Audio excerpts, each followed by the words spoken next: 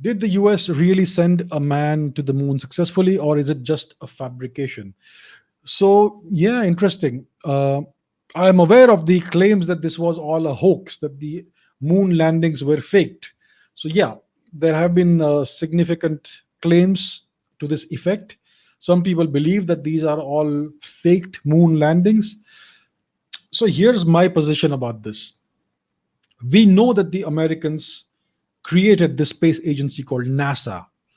We know that they invested immense amounts of money into this organization. In the 1960s, they were investing like 3 to 4% of the national budget into this organization, NASA. And it was used to create this enormous infrastructure. Thousands of scientists were hired, office buildings were created, enormous labs were created, lots of research was done. All of this research was compiled and documented in thousands and thousands of pages of documentation. Rockets were built. We have seen the rockets. People have witnessed these rocket launches. Thousands of people at one time have witnessed every rocket launch. Many rockets crashed. Eventually, they improved upon the rockets, and we know that these rockets went up into the atmosphere. We know that they were carrying people.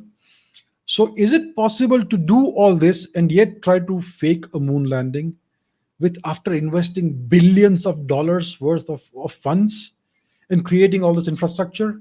We know that this Saturn V rocket did go up into the atmosphere. We know that it was launched.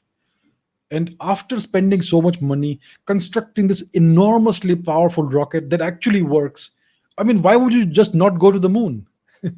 so, so my position is that I completely believe that the moon landings happened. We know that the US invested so much in building all this technology and capabilities, so they might as well use it to actually go to the moon. So I am pretty certain that the moon landings did happen. It's not a fabrication, at least in my opinion. If somebody disagrees, I respect your opinion, but my opinion is that it did happen.